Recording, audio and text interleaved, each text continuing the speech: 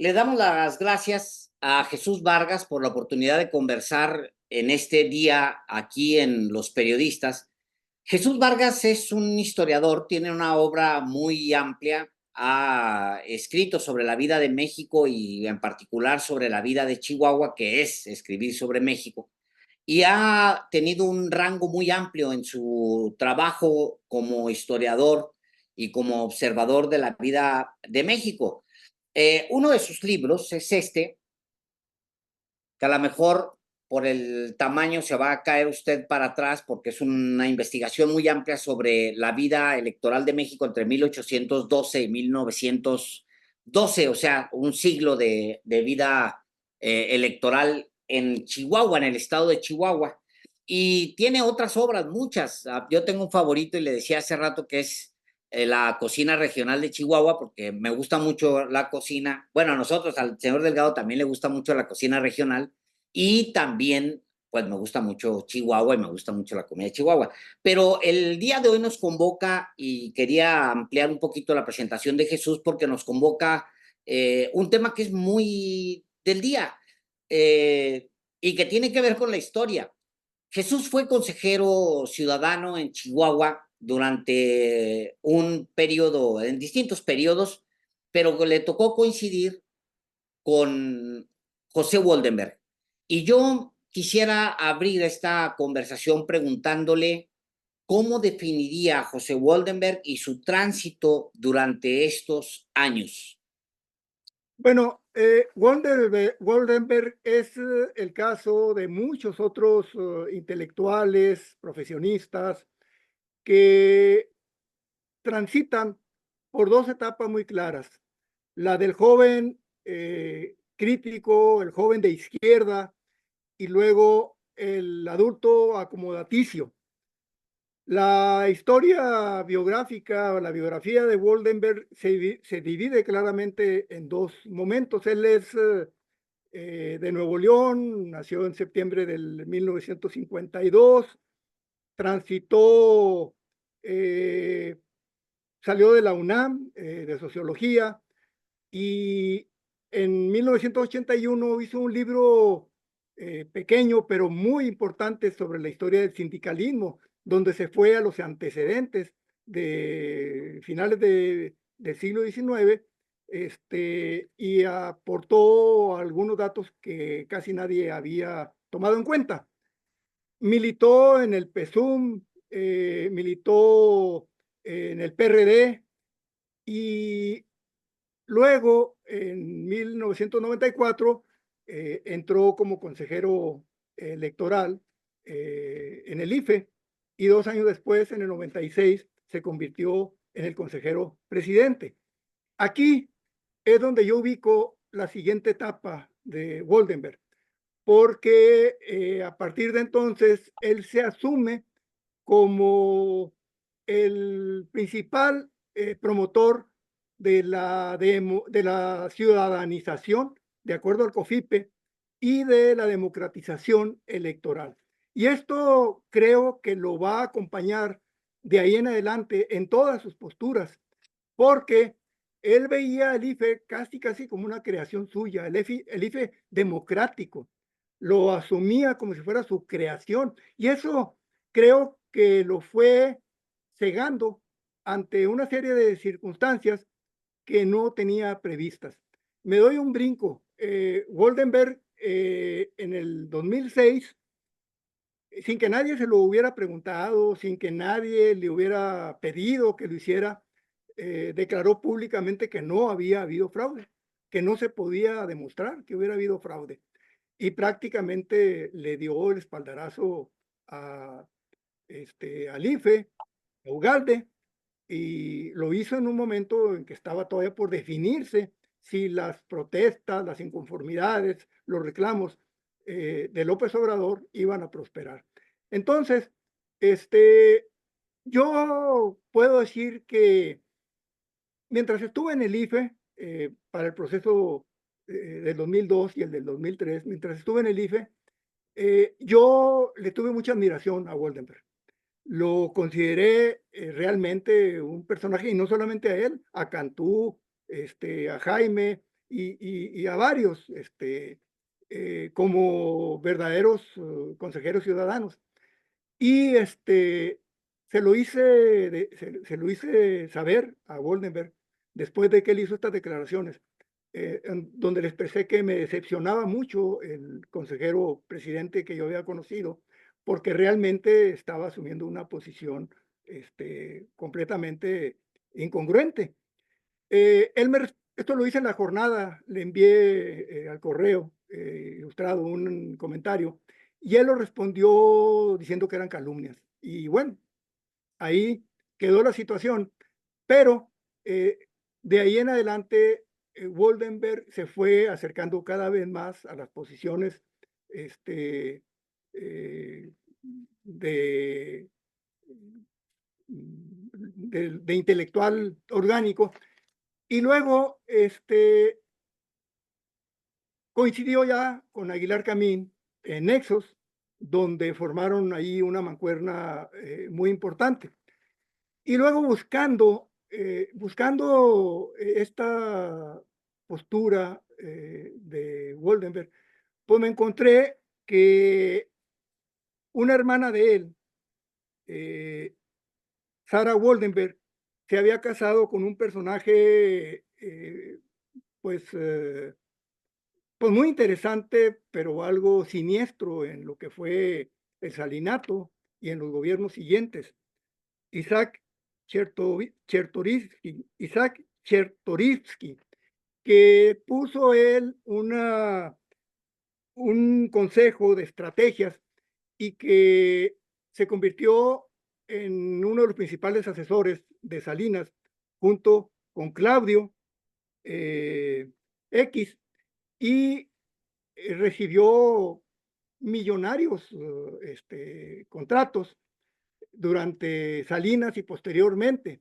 Entonces, eh, quisiera yo no ser contundente, pero de alguna manera esta relación con un personaje tan cercano al poder, eh, siento que pudo influir para el cambio, para el viraje tan radical que tuvo Woldenberg de ser un intelectual de izquierda a convertirse en un intelectual que ya no se mide, ¿verdad? Y que ha estado en protagonismos muy definitorios dentro de la oposición contra el actual gobierno. Y aquí en este caso hay un elemento que es muy importante, que este señor Chertorivsky estaba en el consejo de Nexus. O sea, había un vínculo ahí, no solamente entre Woldenberg y Aguilar Camín, sino el cuñado también está con Nexus. Y bueno, hay un artículo que yo recomiendo a quienes me escuchan.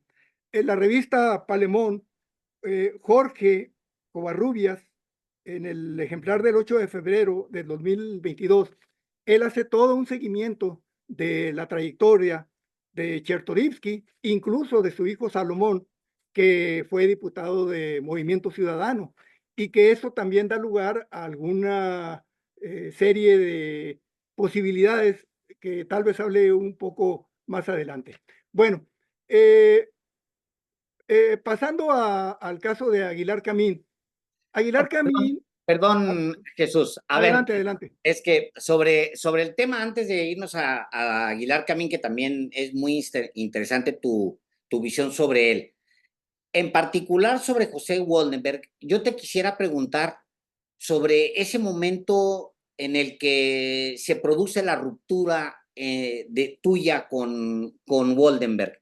Hay una reunión a la que tú vas, que tú me contabas hace unos días, una reunión a la que tú asistes y dices, pues esto no es lo que yo esperaba, y ahí se produce la ruptura. Bueno, en realidad es un asunto que no sucede en el 2006.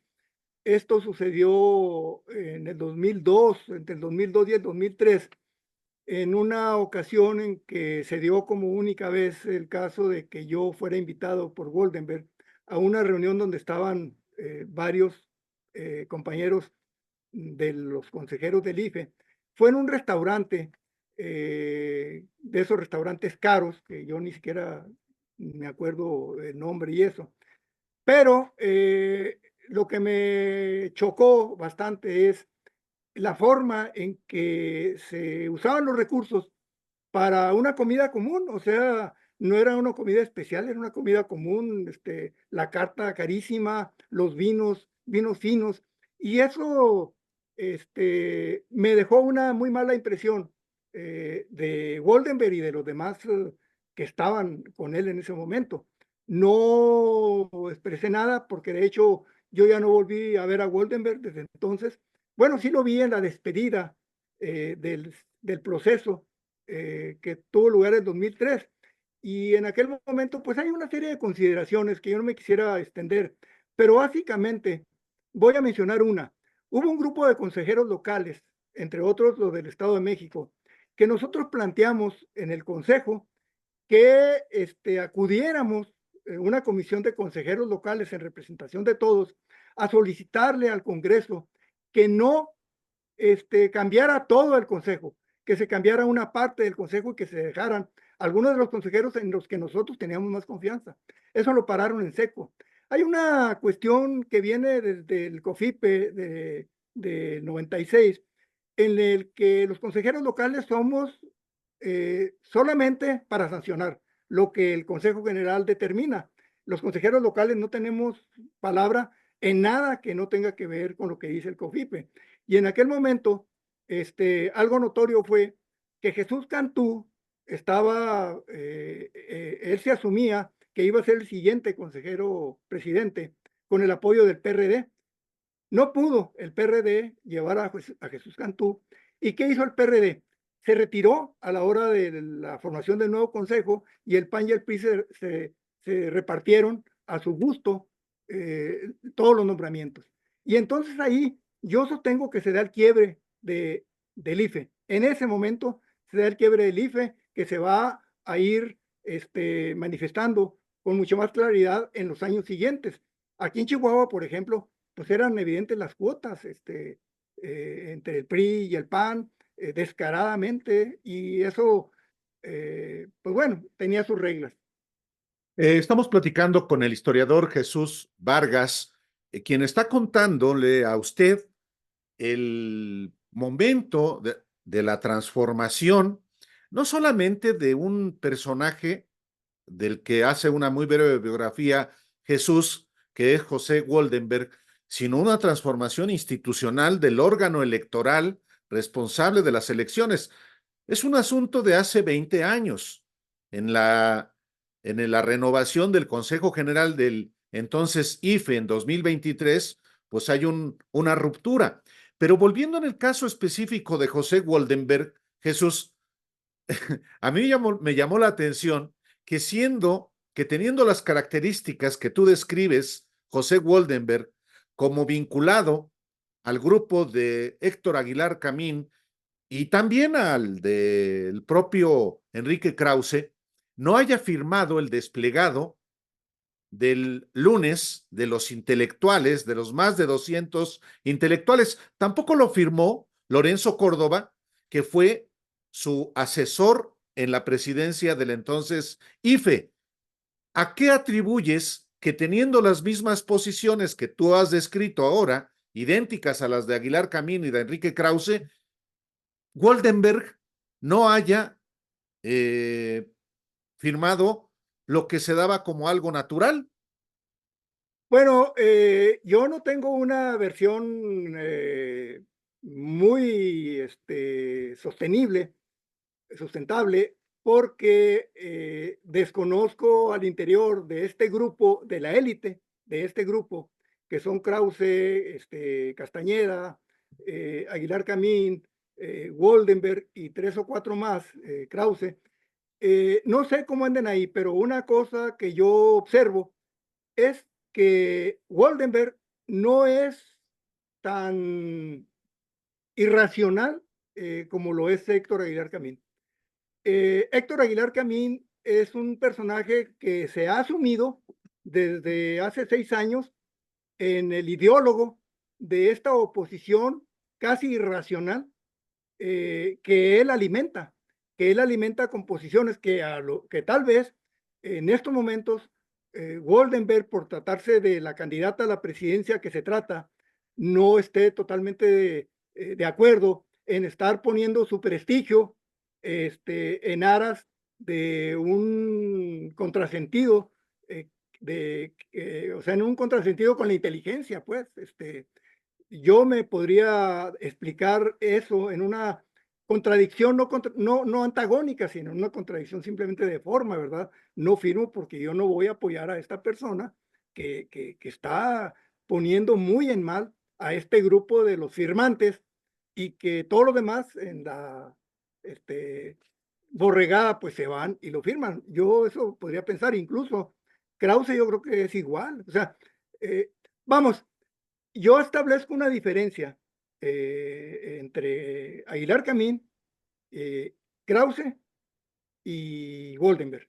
Así, o sea, ya sin irme con otros. En el caso de ellos dos, creo que no es tan este, eh, atrevida, tan comprometedora la posición que quieren jugar públicamente para la historia incluso, ¿verdad? Porque pues ellos son historiadores y seguramente sí les pesa ver cómo van a caer en el futuro.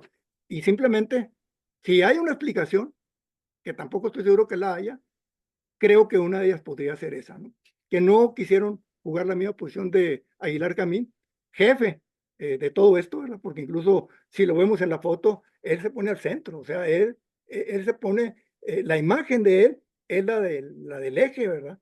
Que los otros a lo mejor no quisieron jugar. Sí, es distinta digo, en teoría quien organiza ese documento es Roger Bartra, pero pues sí, es claro que quien lidera grupo, pues son como el mismo Bartra dice, los capos de la cultura en México, estos dos capos, así los nombra el mismo Roger Bartra en una entrevista con Sin embargo. Ahora, Jesús, antes de brincar específicamente a Aguilar Camín, me gustaría mucho que me definieras, porque hay ese quiebre que tú defines en el 2003, cuando se retira el PRD y luego se quedan estos Con todas con todos los consejeros. y luego se reparten, que es un momento clave para la historia del México reciente, porque lo que viene después es un grupo de consejeros, incluyendo a Ugalde o empezando con Ugalde, que Así son es. los que en realidad maquilan el fraude del 2006 para los grupos de poder, pues el PAN, el Bester Gordillo, etcétera.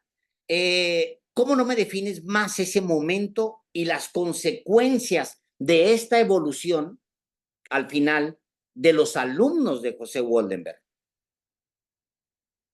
Pues eh, en el Consejo General bueno, en el IFE se convocó entre 2000 y 2003 algunas asambleas generales de consejeros locales, 300 más o menos, asistíamos de todo el país.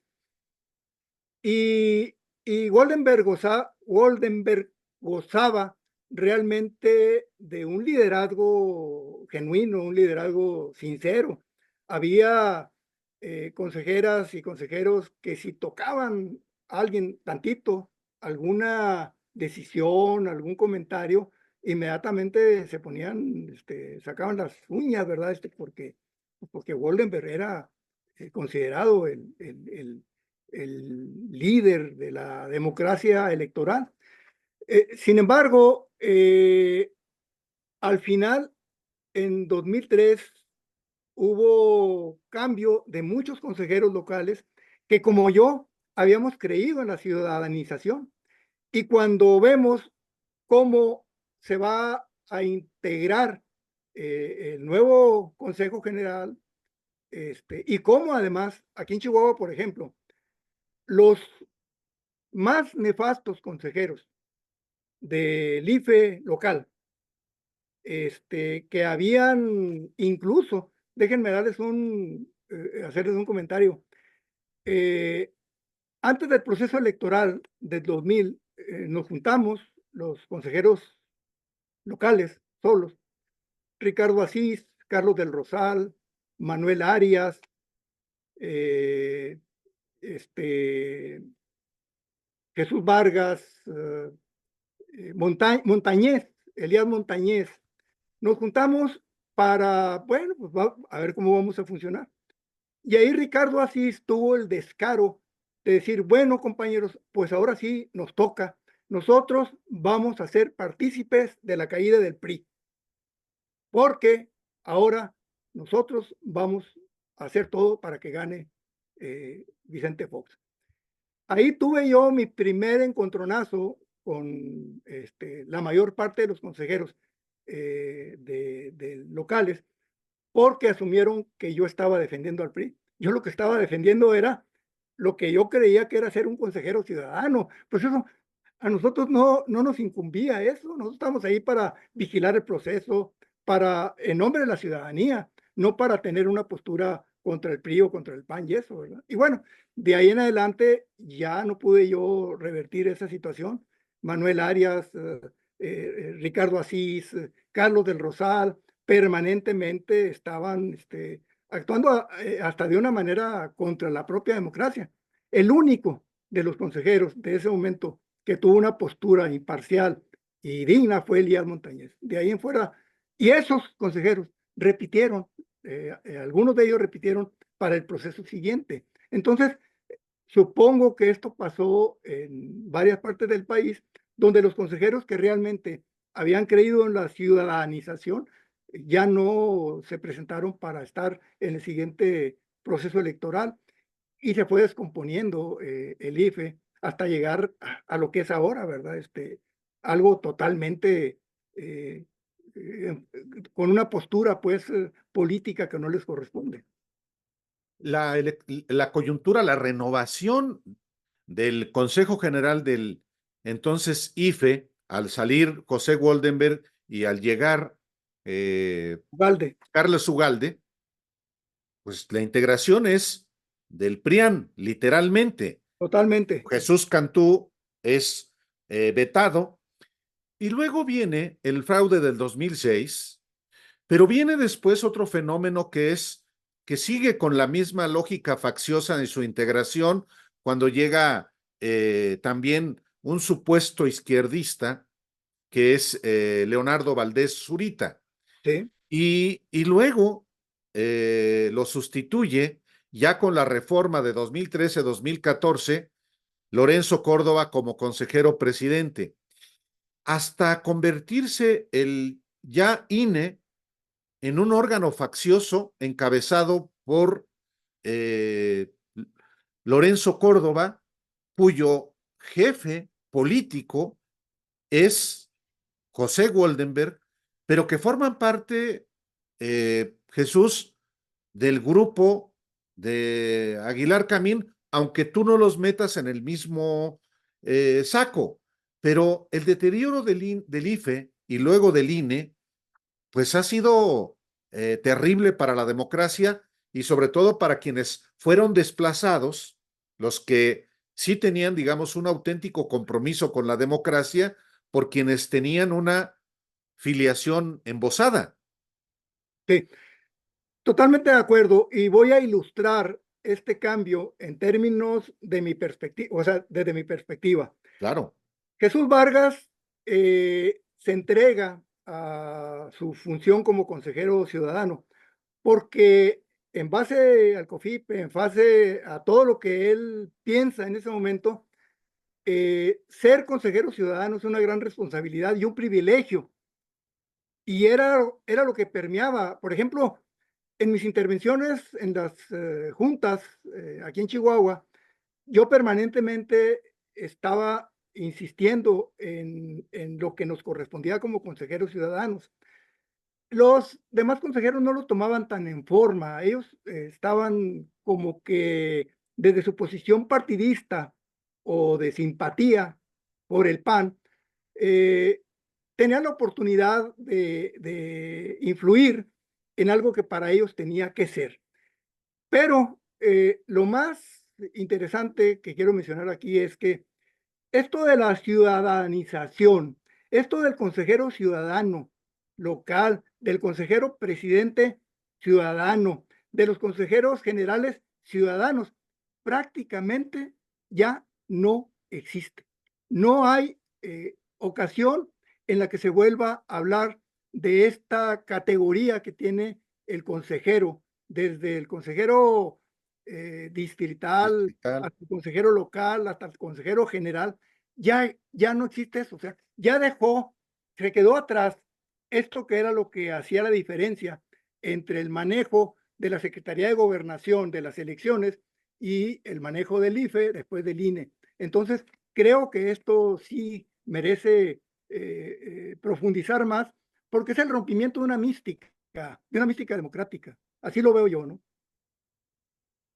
Jesús, viene también otro episodio que te toca a ti con Aguilar Camín. Y me gustaría mucho que lo definieras a él, porque al final, pues es parte de estas mismas camarillas. Me gustaría mucho que lo definieras. También tiene una evolución que es muy parecida a la que describes de Woldenberg. Al final se trata de un personaje, pues que es apreciado por en algún momento al menos, porque en teoría es un hombre de un pensador de izquierda, un escritor con ese compromiso. Sí. Bueno, yo recomendaría a quienes nos están escuchando en este momento que se interesaran para entrarle un poco a lo que es la evolución de Aguilar Camín, que se interesaran en leer en una postura crítica La Guerra de Galio. La Guerra de Galio es una novela histórica, vamos a ponerle esa categoría, aunque no corresponda totalmente.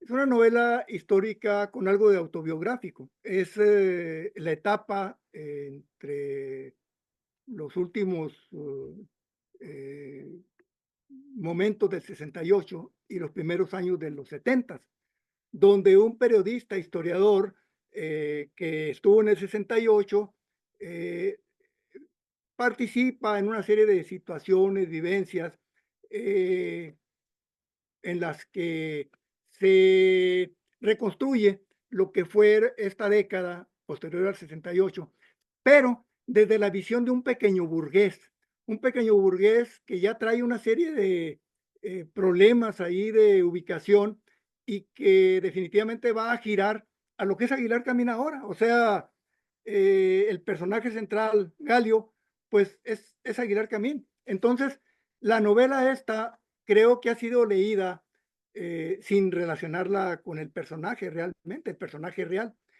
Y aquí yo hago de una vez una anécdota. Cuando sale publicada La Guerra de Galio, casi sale al mismo tiempo que La Guerra en el Paraíso. Aquí en Chihuahua, algunos compañeros nos llamó mucho la atención.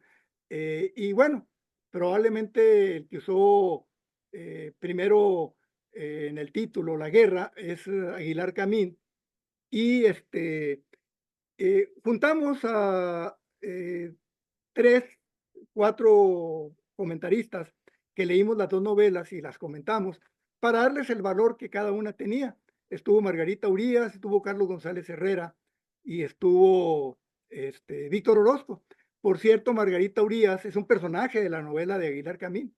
Ella es pues novia, es compañera de Aguilar Camín en eso. Y pues ella tenía muchos elementos para hacer una crítica. Pero el asunto es que tenemos un personaje que tiene la oportunidad de estar en un gran movimiento social juvenil y que al poquito tiempo empieza a sus ambiciones lo empiezan a alejar de lo que sería la ideología que deja ese movimiento y empieza a buscar su camino por otro rumbo y lo va a encontrar de manera aparatosa con Salinas de Gortari. Aguilar Camín tiene más de 20 libros. Yo diría que los emblemáticos, el de la Guerra de Galio, por contener elementos autobiográficos conectados con lo que sería la visión de un pequeño burgués arrepentido, sin decirlo, de lo que fue el 68, de lo que fueron las guerrillas en los 70s y de lo que fue la política de oposición, que él ya no quiere saber de eso y él quiere buscar su futuro desde el poder. Y lo va a lograr manteniendo una postura intelectual. El otro libro emblemático es el libro de La Frontera Nómada, que tuve la oportunidad de estar con Aguilar Camín en el 2018 y paso aquí a una anécdota que considero muy importante compartir con los seguidores de Sin embargo y con ustedes, porque creo que retrata muy bien Aguilar Camín. Voy a leer, para no equivocarme en nada, si están de acuerdo ustedes, una cuartilla. Adelante. Entre los días 14 al 16 de noviembre de 2018 estuve en Hermosillo, invitado por el Colegio de Sonora a participar en el coloquio nacional México bajo la presidencia sonorense y el Maximato 1929-1935, sonorismo y antisonorismo, a 90 años de la muerte de Obregón. Ese es el título de lo que fue el coloquio, todo esto que leí. Por eso lo quise leer, porque está difícil aprenderse, ¿verdad? Pero sí es importante. El día 14 hice la presentación de mi libro Villa Bandolero. Al día siguiente, a las 5 de la tarde, expuse la conferencia Francisco Villa de los Sueños en Canutillo a la emboscada en Parral. Ese mismo día se programó a las 7 de la tarde la conferencia de Héctor Aguilar Camín, Una mirada larga, la revolución que vino del norte. Por cierto, aprovecho aquí para definir una postura que tengo yo con respecto a las conferencias magistrales. Yo considero que es una sangronada esto. Si tú vas a dar una conferencia, todos somos iguales y si nos preparamos, todos estamos en el mismo plano. Yo siempre impido que me inviten y me presenten como un conferencista magistral. Y bueno, lo uso nada más como un detalle. El asunto es que yo no había estado en ningún evento con Aguilar Camín en el que él mostrara sus conocimientos en la historia. A las 7:20 empezó la conferencia magistral con el salón abarrotado. Aguilar Camín es un héroe casi entre los sonorenses por su libro emblemático La Frontera Nómada. Me sorprendió que en lugar de iniciar con el tema de la conferencia, empezó diciendo que la historia de México tenía a muchos personajes en el infierno, como Hernán Cortés. Es el primero que está en el infierno para Aguilar Camín. No mencionó más, pero se fue directamente con Agustín de Iturbide. De Iturbide comenta que elaboró un plan que unificó a todos los habitantes de la nueva nación, otorgando garantías a todos de que se les iba a respetar, tanto a los españoles como a los novohispanos. Y se extendió sobre este punto halagando el papel histórico de Iturbide y adjudicándole el papel de libertador y constructor de la independencia. Todo esto creo que lo dijo para pasar a lo siguiente, dice Aguilar Camín. ¿Qué pensarán los que siempre han sostenido que Iturbide fue un dictador si vieran al dictador que tenemos ahora? ¿Quién era el dictador? Andrés Manuel López Obrador. Nada más que estamos hablando de noviembre del 2018. López Obrador todavía no era presidente, pero ya Aguilar Camín ahí le adjudica la categoría de autoritario y de dictador. Creo que esto ha sido algo que ha servido para que la oposición tenga los adjetivos, los elementos para estar constantemente haciéndole señalamientos a López Obrador. Yo me pregunto, ¿qué pasaría si Aguilar Camín nos dijera quiénes más están en el infierno? Si ya nos adelantó que ahí estaba Hernán Cortés y luego Agustín Iturbide, pues obviamente vamos a encontrar muchos diablillos ahí, ¿verdad? Que están fuera de la historia de México porque jugaron un papel como el que está jugando él precisamente, ¿verdad? Que son sus afines, ¿no? Y bueno, Es importante, Jesús, sí, porque el mismo presidente López Obrador ha recordado muchas veces cómo tanto Aguilar Camín como Enrique Krause han recuperado personajes que tenían un lugar en la historia por lo que hicieron y que ahora se les ha reconsiderado, pues por este revisionismo de estos dos personajes y sus escuelas en particular. El caso, por ejemplo, de Luis Terrazas, que de ser un personaje, un terrateniente, pues se convierte de repente, no recuerdo si es en Clio le edita a Barrón, creo que es a Barrón, el texto es sí, de Barrón, sí, con sí. un largo prólogo del mismo Krause. Y el otro personaje, bueno, el icónico del neoliberalismo, que es la recuperación de Porfirio Díaz Ordaz. Para Perdón, ver si lo... de Porfirio Díaz. Y de Porfirio Díaz Ordaz también. Sí, sí, pero bueno, aquí entramos a una situación que creo que es muy importante tener en cuenta. Las contradicciones de este grupo y sus seguidores no son meramente políticas, ni tampoco ideológicas. Muchos de estos personajes lo que están defendiendo es una posición económica, son privilegios económicos. Y el Apapachos, principio, ¿eh? los apapachos Sí, de los que habla Aguilar Camín. los apapachos en billete, ¿no?